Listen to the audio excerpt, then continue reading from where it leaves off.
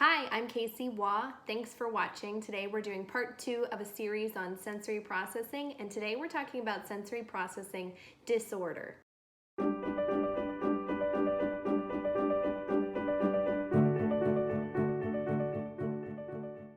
Part 1 of this series talked about what sensory processing is and explained how it should be happening. If you are interested in watching part 1, you can click this link up here.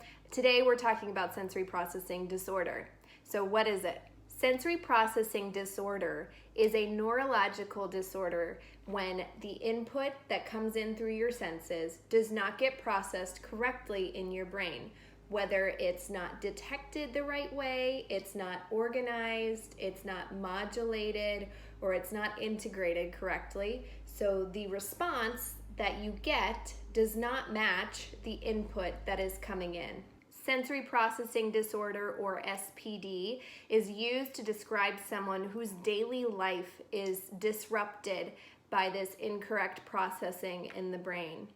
So everyone, and I mean everyone, has sensory preferences. There are things that you can probably think of that you can't stand. You don't like how certain fabrics feel, or you don't like the sound of something. Everyone has preferences. I cut the tags out of like all of my clothing because they bother me. I don't like the sound of people chewing.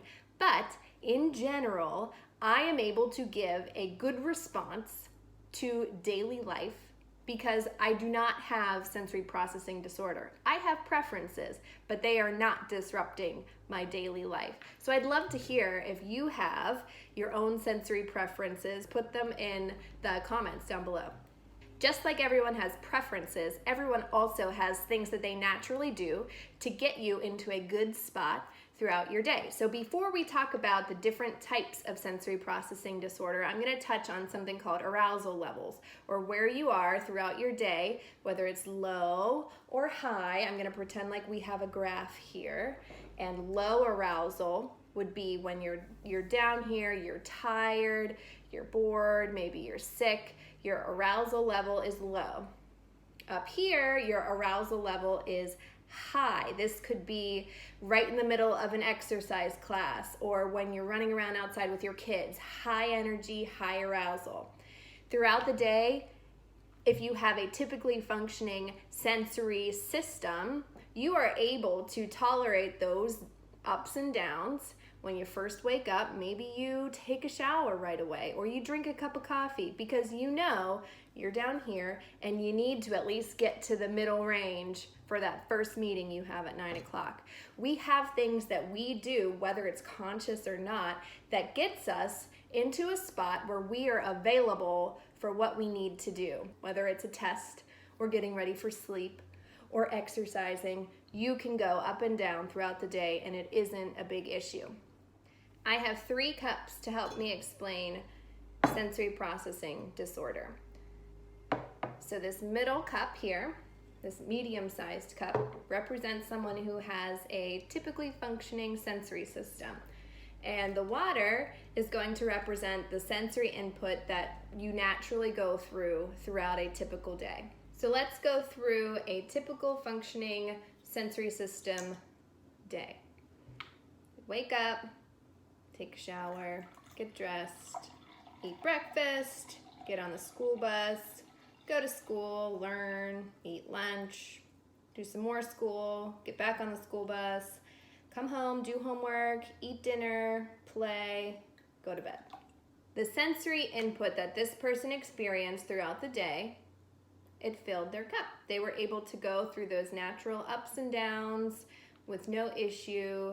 They were able to tell what sensory information was important and what wasn't, and they were ready to learn and pretty much match their expectations throughout the day. Your body takes in a ton of information, and your brain has to decide whether it's important or not. Like, for example, when you first put on a shirt, you feel your shirt on your body, but then by the time you move on to the next thing, you're not thinking about feeling your shirt. You can bring attention to it, like right now, if you're like, yep, there's my shirt. You can feel it again, but your brain knows, okay, I don't need to feel my shirt for the rest of the day because that information is not important.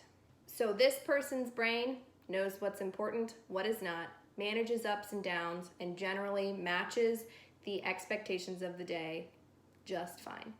So now let's look at this dude over here, the little cup. So we have the same amount of sensory input from a normal day. So let's see what happens. You wake up, take a shower, get dressed, eat breakfast, get on the school bus, get to school, learn a little bit, get to lunch. Okay.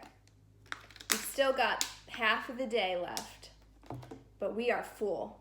This cup represents someone who is hypersensitive or overly sensitive to sensory input.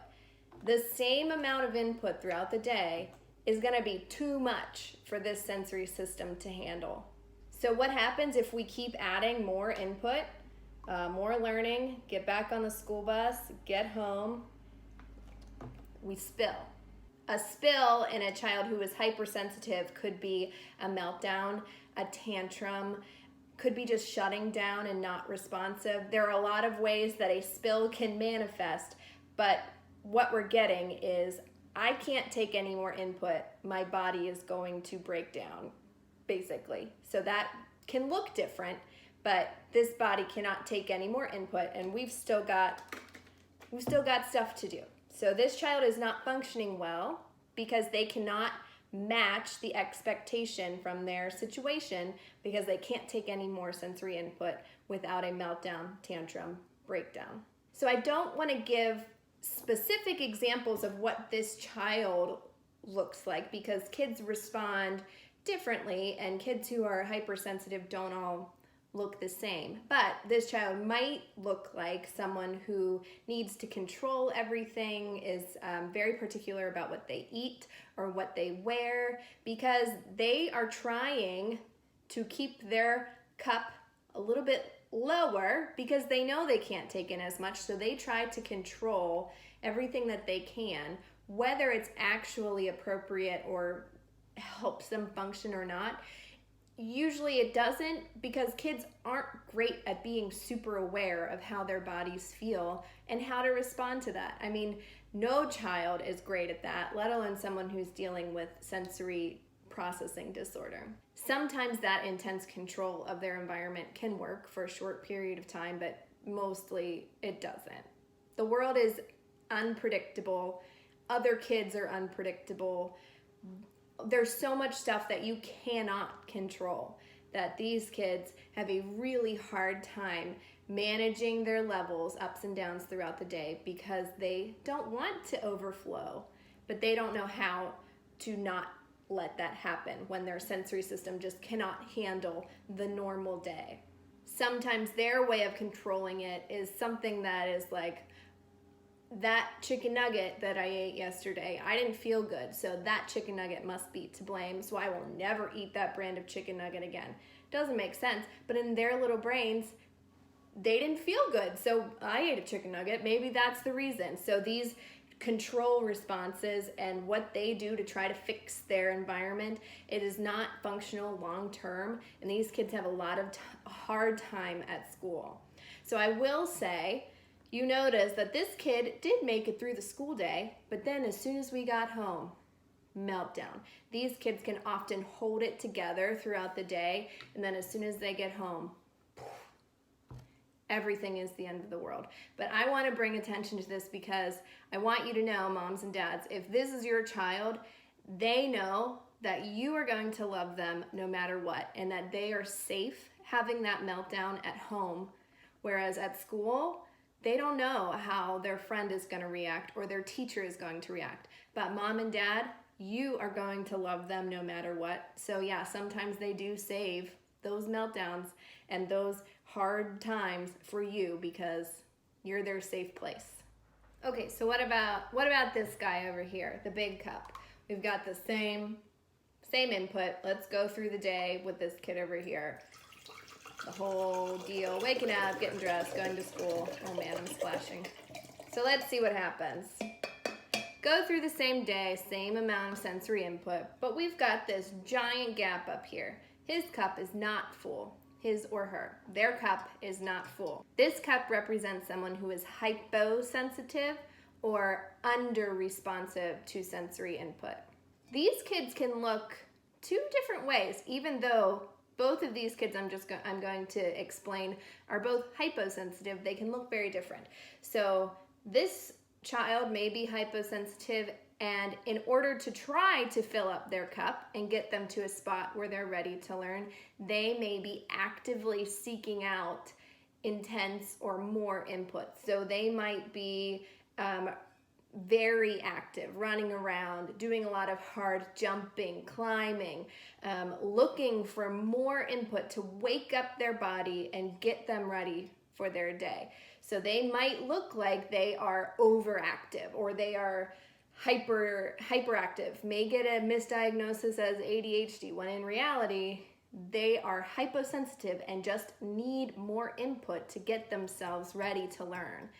This child could also look like someone who is super distracted, might have food all over their shirt after lunch every day, lazy, may just be staring out the window most of the time because they are more passive and kind of don't know how to get themselves to a good spot effectively. So they are low arousal, need to be led from one spot to the next. A lot of times in infants and toddlers, these babies are easy. You might hear a parent say, oh, they were content in their pack and play for 2 hours. It was wonderful.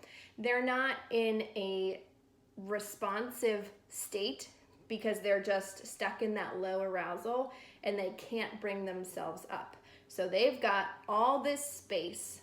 They're not available for learning. They're either passive and just kind of chilling, or they are active and trying to fill up their cup, but usually it is not in an appropriate way. So did you notice that throughout this whole video, I did not mention autism once? Autism does not equal sensory processing disorder, and sensory processing disorder does not equal autism. Yes, kids who have autism are more likely to have sensory processing disorder or major sensory differences, but someone who has sensory processing disorder, that does not mean that they have autism. They are not the same, and they should not be assumed to be synonymous with each other. So what do you do if you think that your child has sensory processing disorder? Tune in next week for our video that will go into that. Talk about treatment and how to know and get to the decision that yes, it's sensory, not something else going on, because sensory is often the last thing we reach when we knock out all of these other things. Sensory is at the bottom, and I'll talk about that in part 3 of our sensory processing series. So thank you so much for watching. Please like and share, subscribe, all that fun stuff. Thank you so much for joining me, and I'll see you guys next time.